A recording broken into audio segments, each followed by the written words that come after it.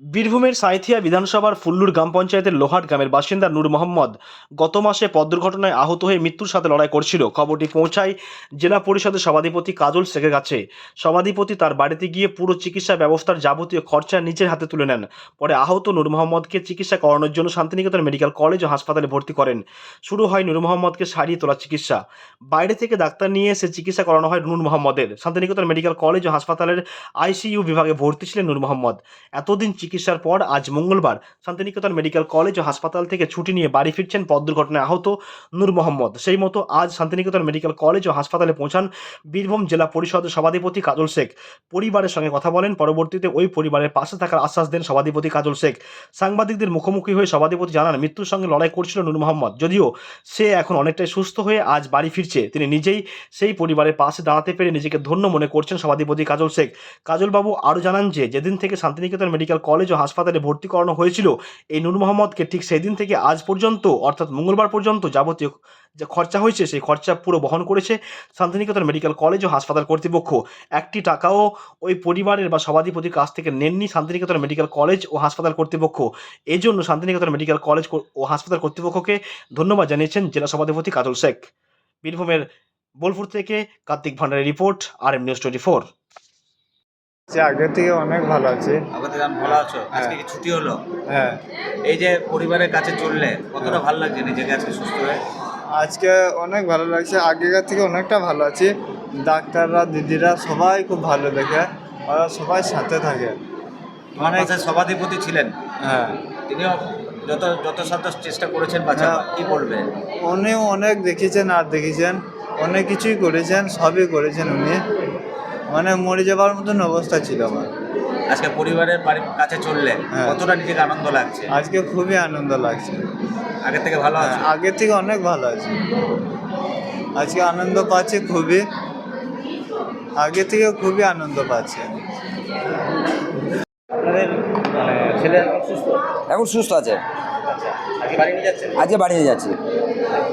কি প্রবলেম হয়েছিল?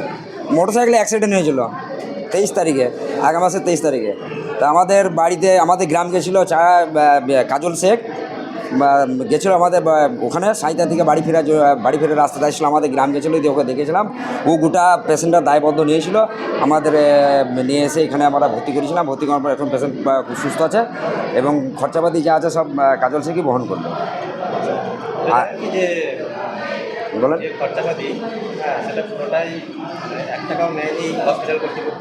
হসপিটাল কর্তৃপক্ষ 1 টাকাও নেয়নি এবং কাজল ভাই ওর বাবাকে প্লাস 10,000 টাকা দিয়েছে এমনি থাকার জন্য, খাওয়া খরচার জন্য।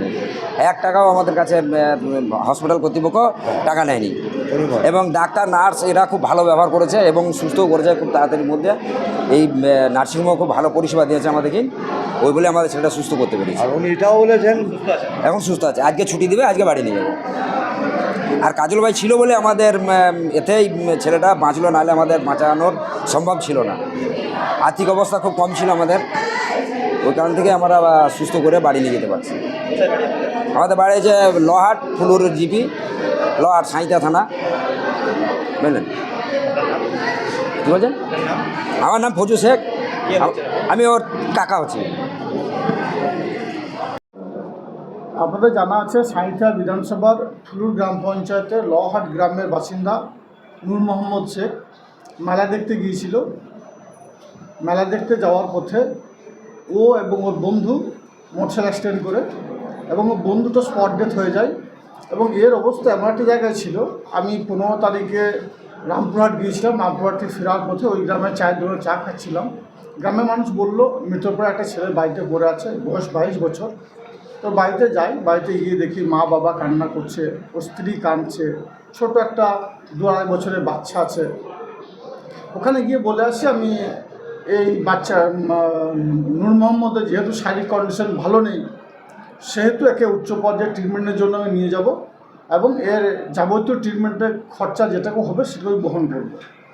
এবং ওখান থেকে আমি এই শান্তিনিকেতন মেডিকেল কলেজের কর্তৃপক্ষ আমাদের মলয়পীঠ মহাশয়ের সঙ্গে আমি যোগাযোগ করি এবং উনি এখানে আনার জন্য বলেন এবং আমি 17 তারিখে এখানে নিয়ে আসি। 17 তারিখ থেকে আজকে হচ্ছে 18 তারিখ, অর্থাৎ এই কয়েকদিনের ব্যবধানে যে ছেলেটা মৃতপ্রায় অবস্থায় ছিল এই শান্তিনিকেতন মেডিকেল কলেজের যারা ডাক্তার হতে শুরু করে এখানকার যারা দায়িত্বে আছে সিস্টার থেকে শুরু করে অভাবনীয়ভাবে ওই পেশেন্টটাকে তদবির করেছে, যার জন্য রিকভারি করা সম্ভব হচ্ছে এত দ্রুত। এবং ওর ব্রেনে হ্যামারেজ হয়েছিল এবং ওর বাম হাতটা ভাঙা অবস্থায় ছিল, এমনকি প্রস্রাবের দ্বারেও রক্ত আসছিল। মানে ওর শারীরিক কন্ডিশন এতটাই খারাপ ছিল যে হয়তো বাড়ির লোক বা পরিবারের সবাই ভেবেছিল ছেলেটাকে ফিরে পাওয়া যাবে না। কিন্তু আজকে ছেলেটাকে এখান থেকে ডিসচার্জ করছে, হাতের অপারেশন হয়ে গেছে। ব্রেনের হেমারেজে ব্রেনের ট্রিটমেন্ট হয়নি কত সত্য, কিন্তু ব্রেনের যে ট্রিটমেন্ট প্রাথমিকভাবে সেটা শুরু হয়ে গেছে এবং আগের থেকে অনেকটা রিকভারি হয়ে গেছে। এবং ডাক্তারবাবুদের পরামর্শ মতো আমি কথা বলেছি, ওনারা বলেছেন অল্প দিনের মধ্যে ব্রেনটাও ধীরে ধীরে রিকভারি হয়ে যায় মেডিসিনের মাধ্যমে। ওখানে অস্ত্রোপচারের কোনো সম্ভাবনা নেই, অস্ত্রোপচার করার প্রয়োজনও নেই। সর্বতই আমাকেও খুব ভালো লাগছে যে মৃত্যুবয় একটা ছেলেকে তাকে নিয়ে এসে এই ট্রিটমেন্ট দিয়ে বাড়িতে ফিরিয়ে দিতে পারছি, মানে একটা গর্বের বিষয় বলতে পারেন। এবং সঙ্গে সঙ্গে এটা অনুভব করছি আমাদের যুবরাজ অভিষেক বন্দ্যোপাধ্যায় যে সেবাশ্রয় ক্যাম্প খুলেছেন ডায়মন্ড হারবার এরিয়ায়, এবং সেটা 10 লক্ষ মানুষকে তিনি পরিষেবা দিয়েছেন। আমি একটা মানুষকে পরিষেবা দিয়ে এত তৃপ্তি পেতে পারি, তাহলে তিনি 10 লক্ষ মানুষকে পরিষেবা দিয়ে কোনো তৃপ্তি পাচ্ছেন। সঙ্গে সঙ্গে আপনাদেরকে আরেকটা কথা বলবো, এখানে 1 মাস ধরে আইসিইউতে ছিল পেশেন্টটা। ওই পেশেন্টের যাবতীয় খরচা আমার বহন করার কথা ছিল, আপনাদের মাধ্যমে বলেছিলাম এটা ক্লিয়ার করার প্রয়োজন আছে। শান্তিনিকেতন মেডিকেল কর্তৃপক্ষ একটা টাকাও কিন্তু এর পরিষেবা নেয়নি। যদিও এখানে যে ডাক্তারবাবুরা আছে তাদের দ্বারা অপারেশন করা সম্ভব হয়নি, যদিও এখানে যন্ত্রাংশ বা যন্ত্রপাতি পর্যাপ্ত পরিমাণ আছে, উচ্চ পর্যায়ে ডাক্তার আনা হয়েছিল, উন্নত ধরনের ডাক্তার আনা হয়েছিল, নিয়ে এসে ট্রিটমেন্ট করা হয়েছে এবং একটা টাকাও এর পরিষেবা নেয়নি। তার জন্য শান্তিনিকেতন মেডিকেল কর্তৃপক্ষকে ধন্যবাদ জ্ঞাপন করছি এবং এই শান্তিনিকেতন মেডিকেল কলেজ আরও এগিয়ে চলুক এবং এইভাবেই মানুষকে পরিষেবা দেখ, এটাই আমি কামনা করছি। মানে পেশেন্ট এখন পুরোপুরি সুস্থ? পেশেন্ট এখন পুরোপুরি সুস্থ, হয়তো নিজের পায়ে হেঁটেই বাড়ি যাবে। ওর পরিবারের সকল সদস্যরা এসেছে নিয়ে যাওয়ার জন্য।